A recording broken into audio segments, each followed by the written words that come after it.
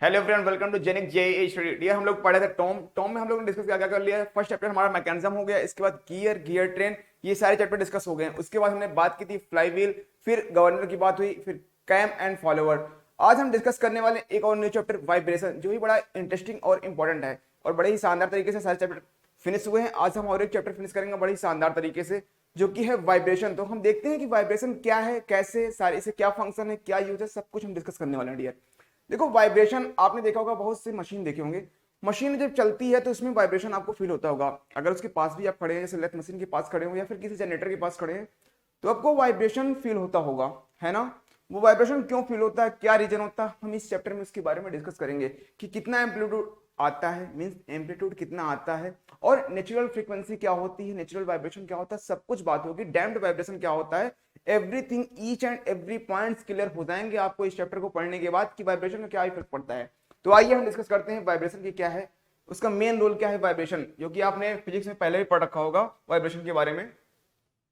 Vibration क्या है, किसी एक मेन पोजीशन, किसी एक मेन एक्सिस के अबाउट ऊपर नीचे motion, to and fro motion. Dear, to and fro का मतलब क्या है, इधर उधर, मींस किसी एक्सिस के अबाउट ऊपर जाए फिर नीचे है, ऊपर किसी, जैसे होता नहीं वाइब्रेशन, ऐसे ऐसे होता रहता है वाइब्रेशन। आपने देखा होगा अर्थक्वेक आता है, वो भी तो क्या है, एक वाइब्रेशन ही तो है। ऐसे ही किसी एक्सिस के अबाउट क्या हो, टू एंड फ्रो मोशन हो, to and fro periodic motion, to and fro periodic motion about mean position, about main axis बोलना, अबाउट मेन एक्सिस या फिर इक्विलिब्रियम एक्सिस बोल सकते हैं। ओके डियर, तो हम साथ साथ लिखते हैं to and fro motion, to and fro periodic word बोलो तभी अच्छा होगा। To and fro periodic, periodic, to and fro periodic motion, to and fro periodic motion about main axis, about main axis, okay, about main axis of the system, about main axis of the system। तो dear, आपको ये बात समझ में आ रही है क्या? चाहो तो आप मेन एक्सिस को इक्विलिब्रियम पोजीशन बोल सकते हैं, अबाउट मेन एक्सिस, या फिर इसको हम बोले equilibrium position, equilibrium position, equilibrium position. और क्या बोल सकते हैं, मेन एक्सिस इक्विलिब्रियम पोजीशन, ये सारी चीजें हम इसको बोल सकते हैं। तो पीरियोडिक मोशन, पीरियोडिक मोशन की जगह हम और क्या ले सकते हैं, हार्मोनिक मोशन ले सकते हैं डियर। क्या ले सकते हैं, हार्मोनिक मोशन। तो चलिए डियर, इस पॉइंट को हम डिस्कस करते हैं। पीरियोडिक मोशन की जगह हम क्या ले सकते हैं, हार्मोनिक मोशन। हार्मोनिक मोशन भी कैसा है, ये भी तो पीरियोडिक ही है, मीन्स किसी एक्सिस के अबाउट इधर उधर मोशन होता है, टू एंड फ्रो, हार्मोनिक। या फिर ऑसिलेशन की बात हो सकती है, ऑसिलेशन अगर बोला जाए तो भी क्या है कि वहां पे वाइब्रेशन है, वाइब्रेशन उसे कहा जाएगा। मीन पोजीशन, इक्विलिब्रियम पोजीशन, और सेकंड आप जीरो पोजीशन भी बोल सकते हैं। थर्ड है जीरो पोजीशन। मैं अभी फिगर बनाऊंगा तो आपको सारी चीजें क्लियर होंगी। जैसे अगर आपको मैं दिखाऊं एक एक्सिस, एक्सिस दिखाऊं एक, ओके, और इस एक्सिस के अबाउट मोशन हो रहा हो, इस एक्सिस के अबाउट मोशन हो रहा हो, जो कि कैसा है, ये आपको दिख रहा होगा, ये साइन वेव है, ये साइन वेव आपने पढ़ रखा होगा ट्रिग्नोमेट्री, ये साइन वेव है। यहाँ पे क्या हो रहा है, इस एक्सिस के अबाउट टू एंड फ्रो ऊपर नीचे मोशन हो रहा है ना, मींस किसी एक मेन एक्सिस, तो ये एक्सिस कैसी है, मेन एक्सिस, मेन एक्सिस या फिर पोजीशन, ओके, मेन एक्सिस और पोजीशन, और इक्विलिब्रियम पोजीशन, इक्विलिब्रियम पोजीशन, या फिर क्या है, जीरो पोजीशन, कुछ भी बोलो सारी चीजें सही हैं। और जीरो पोजीशन, और जीरो पोजीशन, ओके डियर। तो क्या हो रहा है, यहाँ पे एक मेन एक्सिस के अबाउट ही ऊपर मोशन जा रहा है, फिर नीचे, मींस ऐसे ऐसे करके मोशन हो रहा है, अपने पॉइंट के अबाउट इधर उधर मोशन हो रहा है। देखो, इतना लंबा नहीं होता, जरूरी नहीं है, वो आपको केवल लार्ज करके दिखाया गया है। तो डियर क्या होगा, चाहे तो वो ऑसिलेट ही करती होगी किसी पॉइंट के अबाउट, या फिर वो आगे बढ़ती हो, तो आप डिफरेंट डिफरेंट टाइप्स के होते हैं। तो मशीन अगर होती है, कोई भी मशीन है, मशीन में क्या होगा, पार्ट्स लगे होते हैं, अगर मशीन चलती है, मोशन वगैरह होता है, या फिर वैसे भी मशीन स्टैटिक कंडीशन में हो, अगर उस पर कोई लोड अप्लाइड हो, आपने इसे ब्रिज देखा होगा, ब्रिज देखा होगा, उस पर क्या है कि व्हीकल वगैरह चलती है, तो कभी कभी देखे होंगे, आपको फील होता होगा कि वहां पे वाइब्रेशन, वो हिलने लगता है, आपको फील होता है कि वो हिल रहा है। ऐसा क्यों होता है, क्योंकि वहां पे क्या होता है, जो वाइब्रेशन होता है नेचुरल फ्रीक्वेंसी से ज्यादा रहता है, जो उसकी फ्रीक्वेंसी होती है उस टाइम पे जो व्हीकल्स जा रही है उसकी फ्रीक्वेंसी नेचुरल फ्रीक्वेंसी से ज्यादा हो जाती है, इस वजह से हमें फील होता है कि वो क्या है, आपको फील ये हो रहा है कि इसमें वाइब्रेशन आ रहा है, एम्पलीट्यूड इसका ज्यादा हो जाता है, यही रीजन होता है। ऐसे ही मशीन्स में होते हैं, मशीन्स में जो पार्ट्स होते हैं वहां पे वाइब्रेशन आपको फील होता है। अब मैं देखूंगा कि किन किस वजह से होता है, जैसे अगर मास क्या क्या रोल होते हैं, किसी भी वाइब्रेटिंग सिस्टम में क्या क्या चीजें होनी चाहिए, किसी भी मास होना चाहिए, स्प्रिंग मींस स्टिफनेस होना चाहिए, और क्या आपका डैम्पिंग होनी चाहिए। एनी चलिए लिखते हैं हम, any system, any vibrating system, any vibrating, any vibrating system, any vibrating system is a combination, is a combination, is a combination, is a combination of, is a combination। First क्या होगा, मास, मास तो होना ही चाहिए, मास नहीं होगा तो कोई मतलब ही नहीं है, मास मतलब एम, बॉडी जो होगी उसकी आप वेट, उसका मास। सेकेंड स्टिफनेस, स्टिफनेस, स्टिफनेस होगा मीन्स स्प्रिंग की बात हो रही है, स्टिफनेस में स्प्रिंग की बात हो रही है डियर, ओके। इसको हम किससे दिखाएंगे, एस से। और थर्ड जो होगा वो हमारा होगा damping, damping, okay dear, damping होगा। और लास्ट में अनबैलेंस फोर्स भी यूज होता है, वो बट तब होगा जब वहां पर रेसिप्रोकेटिंग पार्ट्स होंगे, ये बट फोर्स कभी जीरो के इक्वल नहीं होगा, does not equal to force, does not equal, sorry does not equal to zero, zero के इक्वल नहीं होगा। अब अगर मास होगा, मास अगर है तो ये बताओ, अगर मास है तो कैसी डिवाइस है वो काइनेटिक एनर्जी डिवाइस है या फिर कोई और एनर्जी इसमें स्टोर होगी, kinetic energy storing device, kinetic energy storing device, storing device, kinetic energy storing device, okay. ये कैसी डिवाइस है, kinetic energy storing device. Stiffness कैसा है, potential energy, potential energy storing device, okay dear, storing device, okay. And damping, देखो damping का मतलब क्या है कि वहां पे काइनेटिक फ्रिक्शन क्या है, काइनेटिक फ्रिक्शन है, ओके डियर, काइनेटिक फ्रिक्शन है मींस क्या है कि एनर्जी लॉस होगी due to kinetic friction. Energy loss कैसे होगी, due to kinetic friction, energy loss due to kinetic friction, due to kinetic friction, due to kinetic friction, due to kinetic friction, okay dear. Kinetic friction की वजह से क्या होगा, energy का loss होता है, और ये तो आप देख ही रहे हो कि अनबैलेंस फोर्स हुआ करेगा। अब अगर किसी सिस्टम में मास हो और मास, स्टिफनेस और डैम्पिंग, केवल ये तीन चीजें हों, मतलब उस वाइब्रेटिंग सिस्टम में क्या है कि in this type of vibrating system having, क्या होगा उसमें पार्ट्स रेसिप्रोकेटिंग होगा कि नहीं होगा, not having reciprocating parts, not having reciprocating parts, not having reciprocating parts. तो डियर ये बात आपको समझ में आ रही है क्या, वेरी गुड। तो इसको आप लिख लो, vibrating system, vibrating system, vibrating system which is not having, not having, not having reciprocating, reciprocating, reciprocating और rotating, reciprocating और rotating, और rotating, और rotating parts means इस तरह के कोई पार्ट्स नहीं होंगे, मीन्स उस वाइब्रेटिंग सिस्टम में क्या नहीं होगा, कोई रेसिप्रोकेटिंग या फिर रोटेटिंग पार्ट्स नहीं होगा, मतलब मीन्स कोई मूवेबल पार्ट्स नहीं है, वहां पे कोई मूवेबल पार्ट्स नहीं होगा जब मास, स्टिफनेस और डैम्पिंग लगे होंगे, ओके डियर। ये बात आपको समझ में आई क्या, ये बात समझ में आ रही है। बट अगर ये चारों हों, ये चारों हों मीन्स इतना से लेके इतना, तब क्या होगा, वहां पे रेसिप्रोकेटिंग पार्ट्स होंगी, okay dear. Vibrating system, vibrating system में क्या होंगे, इस तरह के पार्ट्स दिए होंगे। Vibrating system, vibrating system which having, which is having, which is having, which is having reciprocating and rotating parts, reciprocating, reciprocating and rotating parts means क्या होगा, ये कैसी, ये क्या है, मशीन है, ये हमारी मशीन बन गई डियर। ये क्या होगी, मीन्स वो मशीन ही है, वो क्या है, मशीन ही है, मतलब कि रनिंग मशीन की बात हो रही है डियर। ये बात आपको समझ में आ रही है क्या, रनिंग मशीन होगी हमारी। ओके ओके वेरी गुड, इसको आप लिख लो, this is running machine, means क्या होगा, वो रनिंग मशीन होगी हमारी। मीन्स रनिंग मशीन होगी तो वहां पे अनबैलेंस फोर्स भी आएगा।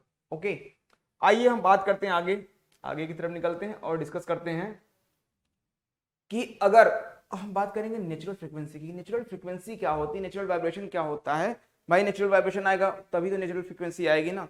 तो आइए डिस्कस करते हैं नेचुरल वाइब्रेशन। नेचुरल वाइब्रेशन क्या है, natural natural vibration, natural vibration में क्या आएगा, नेचुरल फ्रीक्वेंसी आएगी। देखो यहाँ पे क्या होगा, दिस टाइम वाइब्रेशन में क्या होगा कि यहाँ पे कोई काइनेटिक फ्रिक्शन नहीं होगा। ओके, काइनेटिक फ्रिक्शन नहीं होता है, vibration in which there is no kinetic friction. तो डियर यहाँ पे कोई काइनेटिक फ्रिक्शन नहीं होगा, लिखते हैं साथ साथ, the vibration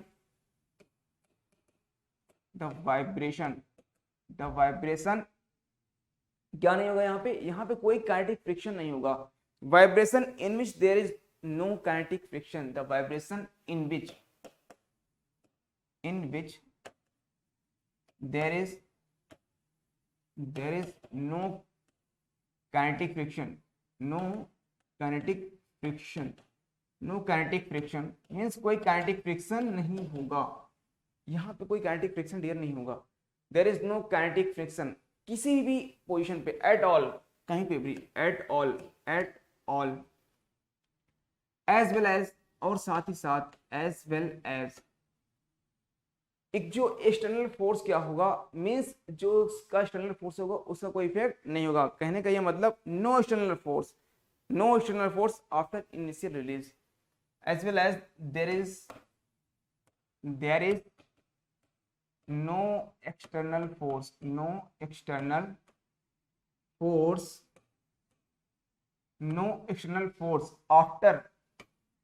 after initial release means initial release होने के बाद कोई एक्सटर्नल फोर्स नहीं होगा।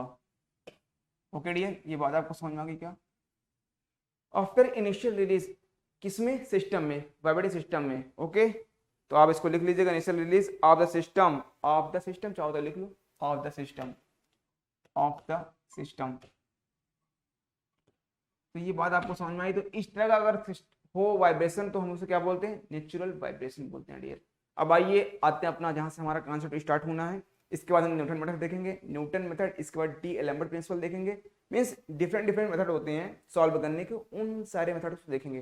फर्स्ट ऑफ ऑल हम डिस्कस करेंगे न्यूटन मेथड, इसके बाद बात करेंगे vibrating means D Alembert method, फिर बात होगी जो हमारी वो होगी एनर्जी मेथड की। तो एक हम सुंदर सा फिगर बनाएंगे, मीन्स क्या होगा कि स्प्रिंग लगी होगी, यहाँ पे मास इससे हैंग करेगा, m है, और ये स्प्रिंग है जिसका स्टिफनेस s है। ओके, स्टिफनेस इसका s है और मास है, तो आपको दिखाई पड़ रहा होगा ये m है और s है। जरूरी नहीं है डैम्पिंग हो, डैम्पिंग यहाँ पे नहीं है, डैम्पिंग नहीं है, मतलब कि दो चीजें हैं, तीसरी चीजें नहीं है। तो आपको क्या है ये समझ में आया कि वाइब्रेटिंग सिस्टम है which is not having any reciprocating और रोटेटिंग पार्ट्स। कोई रेसिप्रोकेटिंग और रोटेटिंग पार्ट्स आपको दिखाई पड़ रहा है, कोई रनिंग पार्ट्स दिखाई पड़ा, नहीं दिखाई पड़ा। बाकी ये वेट है, ये अपने आप थोड़ा सा आफ्टर टी टाइम थोड़ा सा क्या करेगा, ये डिस्प्लेस्ड हो जाएगा।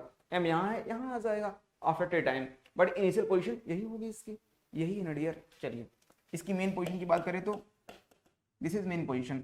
आफ्टर टी टाइम बात करें हम, आफ्टर टी टाइम क्या होगा, ये डिस्प्लेस हो जाएगा और ये यहां तक कहीं आ गया। जो m है डिस्प्लेस कितना हुआ, ये हमारा x डिस्प्लेस हो गया, x डिस्प्लेसमेंट होता है, ये x डिस्प्लेसमेंट हुआ है। अब इस पर ही सारा एनालिसिस होगा हमारा। तो जो x हुआ है क्यों हुआ, ये टी टाइम पे हुआ डियर। ओके, टी टाइम पे, और ये इनिशियल पोजीशन थी हमारी। अब हम बात करेंगे कि क्या रीजन रहा। हम चलेंगे फर्स्ट जो मेथड हमारा है न्यूटन मेथड। डियर कौन सा है, Newton method. First method is our Newton method. Newton method में बोला गया कुछ भी नहीं है, न्यूटन में ये बताया गया, मोशन आपने पढ़ रखा है ना, बस मोशन का ही कॉन्सेप्ट यहाँ से सकता है। न्यूटन मेथड, न्यूटन्स के लॉ आपने पढ़ रखा है, बस वही ये सेकंड लॉ जो था उसकी ही बात होगी।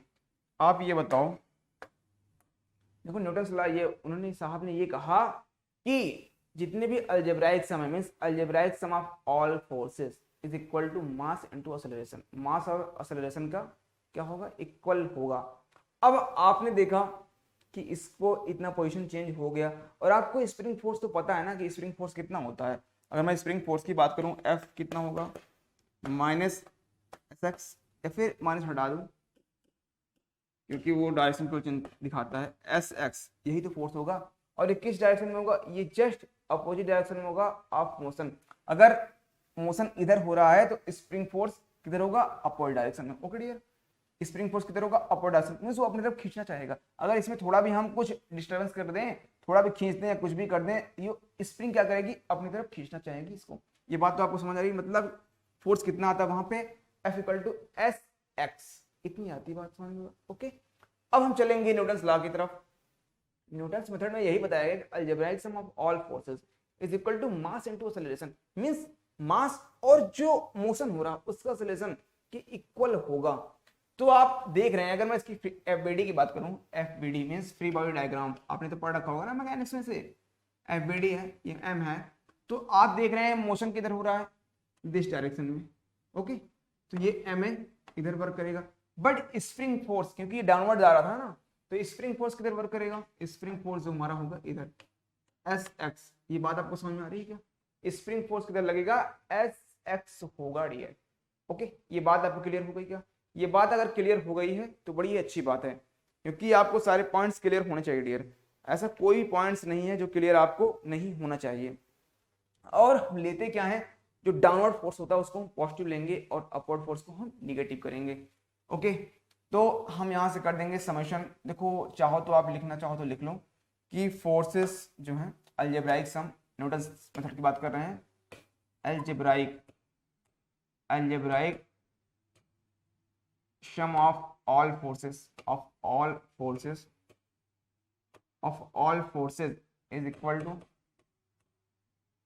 is equal to mass and acceleration is equal to product of, लिखो ज्यादा अच्छी बात क्लियर होगी, product of mass and acceleration। Okay dear, acceleration of the system, of the motion, okay dear, of the motion के product जो होगा acceleration और मास का प्रोडक्ट कर देंगे तो उसके इक्वल होगा, मींस समेशन F की बात हो रही है, समेशन F इक्वल टू कितना हो जाएगा, MA। ये S समझ में आया। और ये कैसा होगा, निगेटिव नेचर में होगा। कैसा होगा, निगेटिव नेचर में होता है। तो ये SX अपवर्ड डायरेक्शन में और ये MA। इतनी बात आपको समझ में आ गई क्या, इतनी बात समझ में आ गई तो कोई प्रॉब्लम है नहीं। ओके डियर, ये आप देखो माइनस लगा लो, कोई दिक्कत नहीं, वो नेचर दिखाता है कि कैसा नेचर है, कंप्रेसिव नेचर होता है ना। ओके डियर, अब आप ये बताओ कि MA है, इसको एक साथ कर लें तो क्या हो जाएगा, आपका हो जाएगा MA plus SX equal to 0। ये चीजें याद आएंगी ना। ओके, और आपको पता होगा ये क्या है, एक्सेलरेशन, मींस अगर डिस्प्लेसमेंट को 2 बार डिफरेंशिएट कर दें, फर्स्ट टाइम करेंगे तो वेलोसिटी है कि 2 बार कर देंगे तो आ जाएगा एक्सेलरेशन। तो ये S और X इक्वल टू 0, ये आपका इक्विलिब्रियम इक्वेशन मिलता है। This is equilibrium equation of vibrating system, vibrating system का क्या है, ये हमारा इक्विलिब्रियम इक्वेशन होता है। ओके, अब अगर आप इसको इधर थोड़ा सा हम x डॉट करें और प्लस करके m से डिवाइड कर दो इस इक्वेशन को, तो s अपॉन m आएगा। ओके, और इंटू x आएगा इक्वल टू 0 आएगा। ये बात आएगी क्या, ऐसा मैंने क्यों किया अभी दिखा रहा हूं। अच्छा, ये क्या है, एक्सेलरेशन है, ये क्या है, s अपॉन m कुछ होगा, और ये x। आपने सिंपल हार्मोनिक मोशन पढ़ा होगा तो वहां पे आपको एक बात समझ में आई होगी कि acceleration equal to minus omega square y, कि जो एक्सेलरेशन होता है डायरेक्टली प्रोपोर्शनल होता है किसके, डिस्प्लेसमेंट के। तो यहाँ पे ये a है और इस पार्ट को उस तरफ लेके जाओ, तो S by M into X, X क्या डिस्प्लेसमेंट है, वाई क्या डिस्प्लेसमेंट है, मैं ये कह रहा हूँ एक्स डॉट कर दे और माइनस लेके चले जाए एस बाई एम, ओके, और वाई की जगह एस है। तो आपको दिखाई पड़ रहा होगा ये क्या है, ये सिंपल हार्मोनिक मोशन में ए क्या होता है, प्रोपोर्शनल होता है डायरेक्टली किसके, डिस्प्लेसमेंट के। तो जो ये हमारा पीरियोडिक मोशन है ये भी तो उसी का तरह है कुछ। तो यहाँ पे क्या है कि जो ओमेगा की वैल्यू होगी वो कितनी हो जाएगी, ओमेगा की वैल्यू एस बाई एम की इक्वल हो जाएगी, ओमेगा स्क्वायर की वैल्यू माइनस माइनस तो इक्वल, कोई दिक्कत है नहीं। ओमेगा स्क्वायर की वैल्यू कितनी होगी, एस बाई एम। ये बात आपको समझ में आ रही है क्या, ये क्या है, ओमेगा क्या है, एंगुलर फ्रीक्वेंसी डियर, क्या है एंगुलर फ्रीक्वेंसी, लगा लो एन, यहाँ से डायरेक्ट हम लिख सकते हैं omega N square equal to S M, this is natural frequency, this is natural frequency. तो ओमेगा एन को डायरेक्ट हम लिख सकते हैं एस बाई एम। इतनी बात समझ में आई क्या, वेरी गुड। यही तो आपका यूज होगा बहुत ज्यादा इस पूरे चैप्टर में, ये आप माइंड सेट कर लो, रट लो, जो भी करना कर लो, under root S by M, omega N equal to under root S by M square root S by M. S क्या है स्टिफनेस, एम क्या है mass, okay dear, very good. अब हम चलते हैं आगे और सेकेंड मेथड पढ़ते हैं। जो सेकेंड मेथड है हमारा, सेकेंड मेथड बोलता है डी एलेम्बर्ट मेथड है, d'Alembert, d'Alembert, d'Alembert, d'Alembert method, या फिर प्रिंसिपल भी बोल दो, कोई दिक्कत नहीं होगा, ओके। इस मेथड की बात यह है कि कोई भी system under static equilibrium, any system is under, या फिर बोलो system is static equilibrium under, okay dear, static equilibrium की बात होगी static equilibrium, system is in static equilibrium. चलो लिखते हैं, इसके बाद तब बात करेंगे। System is in vibrating system बोलो, okay, vibrating system, vibrating system is in क्या होगा, static, is in static equilibrium, static equilibrium, equilibrium short form में लिख दूं, कोई दिक्कत नहीं है। स्टैटिक इक्विलिब्रियम अंडर कब होगा, under external force, external force, under external force and साथ साथ क्या हो, फिक्सियस force, under external force and फिक्सियस force. ये क्या है, नई चीज आ गई, फिक्सियस फोर्स भाई, फिक्सियस फोर्स, फिक्सियस फोर्स क्या है हमारा, कुछ नहीं, इनर्शिया फोर्स आपने सुना होगा बचपन से, बस वही है। मीन्स जो भी उसका अपोज करेगा, जैसे कि कोई बॉडी है, अगर उसको आप खींचना चाहोगे तो वो अपनी तरफ उसको खींचना चाहेगी। ऐसे स्प्रिंग को आप अगर खींचोगे, फोर्स लगाओगे, तो वो कंप्रेस अपनी तरफ खींचेगी, कंप्रेशन फोर्स लगाएगी, ओके, इनर्शिया फोर्स। ये बात आपको समझ में आ रही है। ऐसे जैसे फोर्स के टर्म में है, इसको टार्क के टर्म में भी लिख सकते हैं। Vibrating system is in static equilibrium under external torque, okay, and inertia torque. ये बात भी हम कर सकते हैं जहां से जरूरत होगी। अभी हमें फोर्स की बात करनी है, फोर्स की ही बात लेके चलेंगे। अब आपको एक वीडियो बनाता हूं मैं, यही पूरा सिस्टम बना दूं। दिस इज स्प्रिंग, यहाँ पे है, स्टिफनेस इसका एस है, ये मास इसका एम है, आफ्टर सम टाइम इसकी इक्विलिब्रियम पोजीशन है, इसकी ये मेन पोजीशन। अब यहाँ पे डिस्प्लेसमेंट होता है, कितना हुआ, एस हुआ, एस डिस्प्लेसमेंट हो गया, ओके डियर। एफबीडी बनाऊं, एफबीडी देखो आप, एफबीडी अगर इसका बनाऊंगा, ये एम है, तो स्प्रिंग फोर्स लगा इधर, कितना हो जाएगा, एस इंटू एक्स, यही तो होता है ना, F equal to S into X. और साथ साथ मोशन किधर हो रहा है, इस तरफ डाउनवर्ड, मीन्स इनर्शिया फोर्स किधर आएगा, इस तरफ आएगा। इनर्शिया फोर्स कितना हो जाएगा, M A, F I equal to क्या होगा, एम ए होगा dear, okay, F I M A होगा। इतनी बात आपको समझ में आ रही है। इन दोनों को सम कर दो, और कुछ भी नहीं करना है, इन दोनों को सम करके जीरो करना है, means S X plus M A equal to zero. ये हमारा क्या है, यही तो इक्वेशन है। ये इक्वेशन ही क्या है, डी एलेम्बर्ट प्रिंसिपल से आया है। वही तो बोला ना, स्टैटिक इक्विलिब्रियम होगा, स्टैटिक इक्विलिब्रियम होगा डियर, क्या होगा, static equilibrium means S X plus M A, okay. चलिए कोई बात नहीं, अब हम चलते हैं आगे। एम पहले कर लो, ए को हम एक्स डबल डॉट करते हैं, कोई दिक्कत प्रॉब्लम नहीं है, और ये एक्स, ओके, जीरो, ओके। अब एम को फिर से डिवाइड कर दो, S/m और ये x मिला। अब आपको शायद समझ में आ गया होगा मैं करने वाला क्या हूँ। सिमिलरली जैसे पहले किया था, आप चाहो तो इसको इक्वेशन लिख सकते हो या फिर इतने को ही। ये क्या है हमारा equilibrium equation, equilibrium equation. Okay dear, this is omega n square, कितना आएगा S/m, S/m omega n equal to under root S/m। कितनी बात समझ में आई? This is natural frequency. Okay, अब अगर मैं बात आपसे करूं, कभी टाइम पीरियड आपसे पूछ लूं, इसको चाहो तो लिख लो natural frequency. Natural frequency exam में पूछता है बार बार, हमेशा आएगा, ऑप्शन दिया रहेगा। अगर आपको पता है ये क्या है, स्टीफनेस है, एम क्या है, मास है of the system, natural frequency, this is natural frequency. Okay, ये नेचुरल फ्रीक्वेंसी है हमारी। ये बात आपको समझ में आ रही है क्या? और अगर हम इसका टाइम पीरियड निकालें, टाइम पीरियड कितना आ जाएगा? Time period T, time period क्या होगा? 2 पाई अपॉन ओमेगा, या फिर एन लगा दो, कोई दिक्कत नहीं है। तो इसको जस्ट रेसिप्रोकल कर देना, आपका आ जाएगा कि 2 पाई है। अब यहाँ पे ओमेगा एन की वैल्यू रखोगे, स्क्वायर रूट S/m आएगा, स्क्वायर रूट S/m आ जाएगा।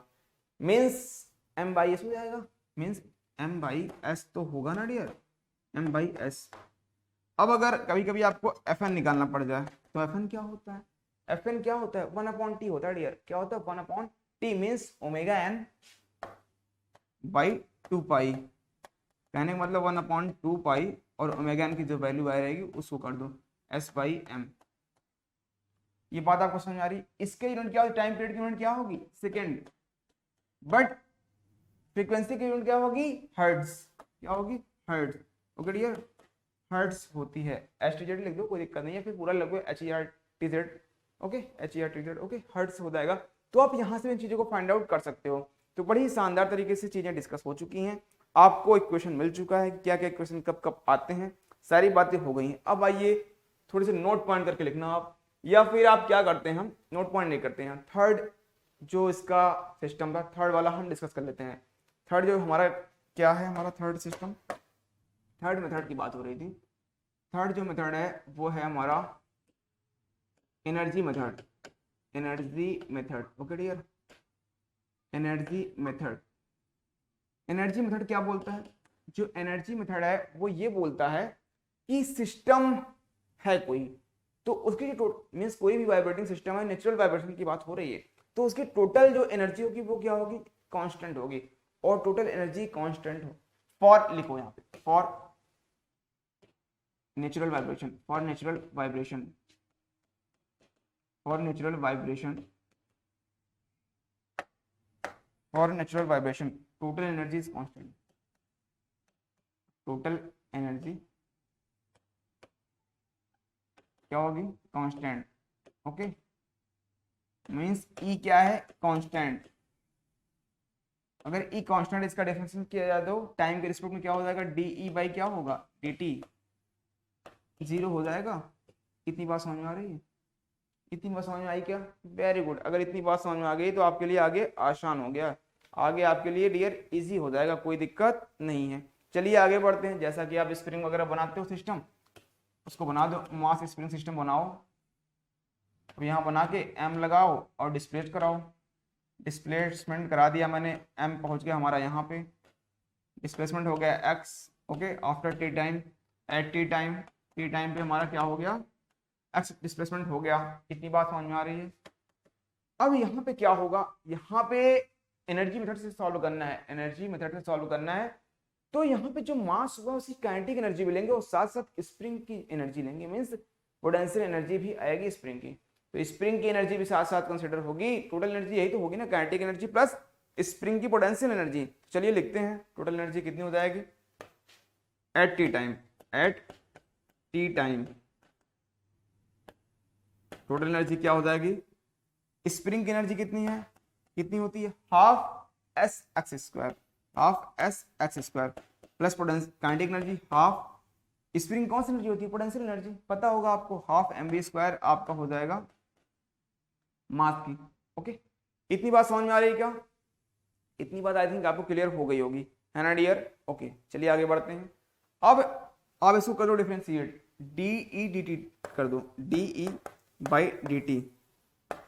इसको जब हम कर देंगे तो क्या मिलेगा फाइंड आउट होके हमें, 1/2 ऐसे रहेगा और s को ऐसे रहने दो, s स्क्वायर है, x स्क्वायर क्या हो जाएगा 2x और dx बाई डी टी, ये चीजें हो जाएंगी क्या, प्लस 1/2, अब ये क्या है m को ऐसे रहने दो, v स्क्वायर है ना तो क्या होगा 2v, फिर यहाँ पे dv by D T, T के रिस्पेक्ट में सारे को कर दिया डिफरेंशिएट। मैथमेटिक्स आती है आपको ना, आप बता रहे थे मैथमेटिक्स आती है, 2 से 2 कैंसिल हो गया, 2 से 2 कैंसिल हो गया, यहाँ पे क्या बचा है हमारा S x, okay. dx by D T क्या होता है, dx बाई डी टी क्या होता है, x डॉट लिख सकते हो क्या आप, x डॉट लिख सकते हो ना आप, कोई प्रॉब्लम कोई दिक्कत नहीं है। इतनी बात आपको समझ में आ रही है क्या, इतनी बात अगर समझ में आ रही है तो अच्छी बात है डियर, इतनी बात आपको समझ में आना ही आना चाहिए। ओके डियर, चलिए आगे बढ़ते हैं और डिस्कशन को आगे की तरफ लेके चलते हैं कि हमारा अगला पॉइंट क्या होगा। चलिए आगे की तरफ निकलते हैं, ये प्लस हो जाएगा और ये m है डियर, ओके, और ये क्या है हमारा, ये v है, v को रहने दो। इतनी बात समझ में आई। dv बाई dt क्या हो जाएगा, dv बाई dt हमारा क्या होगा, जो dv बाई dt है वो क्या दिखाएगा, जो dv बाई dt है वो असलेशन का टर्म दे रहा है क्या, असलेशन का टर्म देगा ना, ओके वेरी गुड, तो असलेशन का टर्म हमारा देता है, तो असलेशन के टर्म से हम आगे बढ़ते हैं और डिस्कस कर लेते हैं ये क्या आएगा हमारा, जो है ये हमारा आ जाएगा dE बाई डी टी। तो आप देख रहे हैं कि ये क्या पॉइंट है, ये वाला जो पार्ट है ये हमारा 0 हो जाएगा, ओके, और आपको यहां से मिलेगा टर्म, एक मिलेगा s और दूसरा टर्म मिलेगा x, ओके, और प्लस सेकेंड टर्म आपको m into X double dot मिल जाएगा। इतनी चीजें आपको मिल जाएंगी। इतनी बात आपको समझ में आई, हमें क्या मिल जाएगा M A plus S X equal to 0। इतनी चीजें क्लियर हो गई, ओके डियर। आइए आगे बढ़ते हैं। अब आप ये बताओ, अगर हम इसको एक साइड लिख लें ऐसे करके कि M X dot plus S X equal to 0, okay, इतना कर लेते हैं, कोई दिक्कत नहीं है। इतना अगर इसको हम कर ले तो आप ये बताओ X double dot plus S by M X equal to 0 कर दिया, कितना कर दें। अब ये बताओ ये इक्वेशन हमें क्या मिला, यही तो इक्विलिब्रियम इक्वेशन है, जैसा कि पहले मिल चुका है वही सारी इक्वेशन यहाँ भी मिले हैं। अब एस बाई एम क्या है, omega N square equal to S by M. अब ओमेगा एन को लिख दो डायरेक्ट आप S by M square root कर दो। ये फार्मूला फाइंड आउट आपको बार बार हो रहा है, यहाँ भी हो गया है, ओके। चलिए डियर, तो हमने देखा 3 मेथड हमने डिस्कस किया है। फर्स्ट जो मेथड था हमारा वो कौन सा था, न्यूटन मेथड। सेकंड था हमारा वो डी एलम्बर्ट मेथड था। थर्ड मेथड क्या था हमारा, एनर्जी मेथड था। तो तीनों मेथड बड़ी अच्छे तरीके से क्लियर हो गए। सारे मेथड जो है कभी वो यूज होंगे, देखो एग्जाम में क्या क्वेश्चन डिफरेंट डिफरेंट टाइप्स के आते हैं, तो कहीं पे एनर्जी मेथड इजी होता करना, हो तो जाएगा सारे से, बट कोई कोई कहीं पे वो इजी होगा, कहीं पे वो इजी होगा। जहां पे जो इजी होता है उसी मेथड को हम सॉल्व करते हैं। जैसे अगर कोई डिस्क है, स्प्रिंग लगी और रोटेट कर रही वो, तो वहां पे हम एनर्जी मेथड लगाएंगे। बट मास स्प्रिंग सिस्टम में ऑलवेज हम जो करते हैं वो डी एलम्बर्ट प्रिंसिपल ही करते हैं, वो थोड़ा आसान पड़ जाता है। या फिर कभी कभी हम न्यूटन मेथड भी यूज कर लेते हैं, तो जहां पे जो इजी होगा उसको हम यूज कर लेंगे। तो डियर आज की क्लास को मैं फिनिश करते हैं, मिलते हैं नेक्स्ट सेशन में एक नई उमंग और नए के साथ, same time same place. Okay, thank you to all of you.